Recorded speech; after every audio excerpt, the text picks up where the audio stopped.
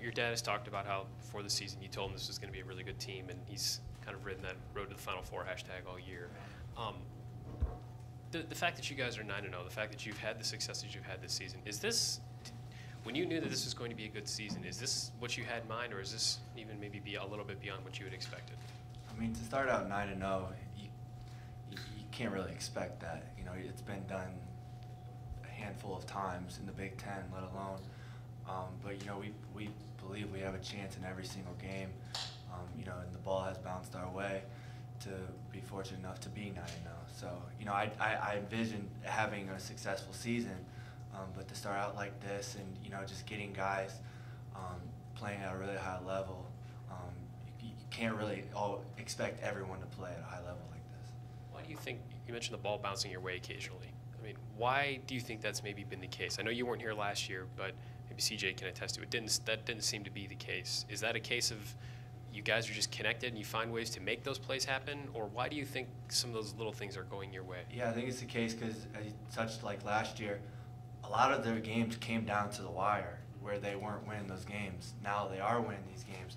I think that's just a testament of a maturity factor, just with, you know, CJ having another year under his belt, obviously bringing back Kada and Jay Sean being there in camp, just a collective group. And I mean, Caleb Wesson's been a guy who's won a lot of basketball games in high school, and Andre's won a state championship. So, and Kyle Young, like, people have won championships, and now you put them all together.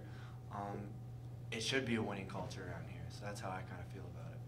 How do you manage the expectations, though? Because, like you said, no one expected 9-0, and how do you manage enjoying the run, but also, you know, taking that game-by-game approach? Because I imagine you want to appreciate it while it's happening in the moment. Just say we got to get better every day. We got to get ready for this practice right here. Take it day by day.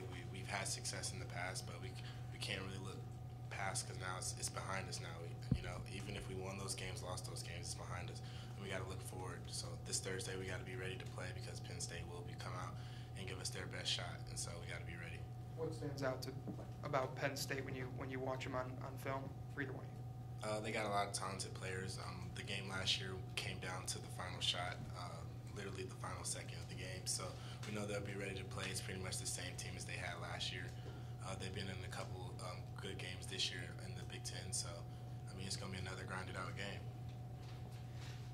Coach has talked a lot about how you know you guys are going to get knocked around and there's going to be tough stretches when you go through the Big Ten.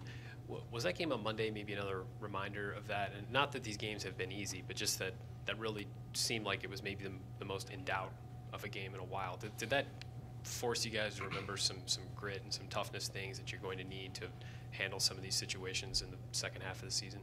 Yeah, Coach was preaching to us after the Minnesota game how Nebraska was going to come out and just it was going to be a full 40-minute game. They weren't going to give up. We weren't going to give up. We were just going to kind of go blow for blow as if it was a boxing match. So we just kind of stayed with it. They made a couple of runs during the game, including the beginning of the game, and we just had to stay with it, trust each other, and that's what we did. How hard is it to keep buying into that message, though? I assume after every game, Coach is like, hey, the next one's going to be really hard. The next one's going to be really hard. How is it to stay focused on that message and for it not to get redundant? It's easy. I mean, you're winning. Like, winning never gets old. Like, every time we win, we celebrate the same way. And that's the main thing. I mean, like, everyone enjoys winning. Everyone's happy. The coaches are happy. It's a great feeling to be here the next day. Sometimes you can't wait to be here the next day. So, I mean, that's kind of the joy behind it.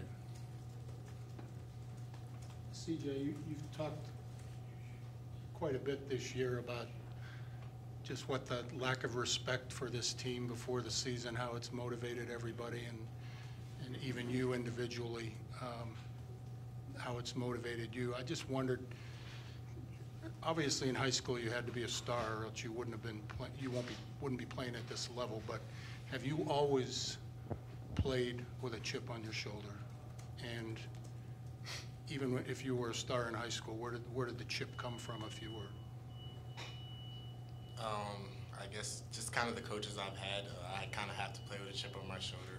I'm not really the fastest, most athletic guy, so I kind of look at it as I'm already behind in a sense, especially in the point guard spot. You know, a lot of these guys that we have to guard are faster than us and stronger and, more athletic. So you just kind of have to believe in yourself and what you can do and just play with a little bit more aggression than you normally would. He's talking about guarding me, by the way, with the athleticism and speed. When is the first time you remember that being the case of you having how old were you? 7th grade. It was 7th grade summer. Why? Going to 8th grade. Why? That's just kind of when I realized that's what I wanted to do, play basketball, and then kind of realized once I realized that I can actually do this. Were you smaller than everyone at that time? Yeah, definitely. Kind of the same now. Not to keep harping on, like you said, you look at the next thing, but to get through the stretch that you guys just went through, 4 games in 9 days, and to not have a slip up, what enabled you guys to do that? Is it just that mentality of look right ahead? I mean, I would think there's probably some balance of rest and also probably some mental games. How are you able to navigate such a tough stretch? It's not couldn't have been easy. Yeah, well, the win-loss column doesn't say that we had any slip-ups, but in film there were plenty of slip-ups. So that's what we kind of look at, like building habits. Sometimes some of us have bad habits that are noticeable on film, so we try to correct those. So those are the kind of things that we try to correct, because we know, like, we're not satisfied. We're not like tooting our own horn. We haven't done anything yet. Like all we've done is put ourselves in a position to be in position to make a postseason run. Coach, after the game the other night, said that the connection between the staff and the players is strong, and that happened quicker than he anticipated it might. And I know, like, winning creates good vibes, and that helps, but beyond just the success you guys have had on the floor, why do you think you all have been able to connect with this new coaching staff so quickly? I think when I first stepped on campus and I started having individual workouts with Coach Peden, you could just see how much they cared and, like, how much they appreciated for you just even being here. And that's what, like, I can't speak for CJ, but that's kind of what had me buy in, and I could see, like, the work ethic everyone else had, even in open gyms. Like, you could tell this was a competitive group that didn't really care if they were getting, I mean, it's open gym and you want to play well, but you also want to win and stay on the court. And that's when you could really tell, like, this team could have something. Obviously, we had a couple lapses in our first few games. We got knocked around in the PK 80. But I think that was a testament to us not fully bought in yet and not knowing what this team could be, like, be something special, I guess. How about for you, CJ? You and everyone else in the team came here expecting to play for a certain group of guys, and they left. You had to play for a new group. I know that transition is difficult, but why do you think that it's happened so quickly that you have this bond with this coaching staff? Because we have one common goal, and that's just to win. And they want to win just as much as I want to win, and just as much as Andrew. So we kind of just had it. That was the kind of initial thought. And when Coach Holt first stepped in the room, he explained that he was everything, how it was going to be laid out. He's a player's coach, and everyone kind of liked him and bought in at that moment. We have dinners at his house, so it's kind of like a relationship with him outside of basketball, and that goes a long way. And he mentioned that he snuck over and met with you guys that Friday before he was introduced. Just that initial meeting, how important was that to get to talk with him and get to know him a little bit before, like, the world got to know him, I guess? Oh, it was definitely big, just so you can see the type of person he is, where he was coming from. We knew that he had success last year just based on, being in college. And once that he came over and actually talked to us before, it kind of showed that he cared, and he wasn't just in it for himself.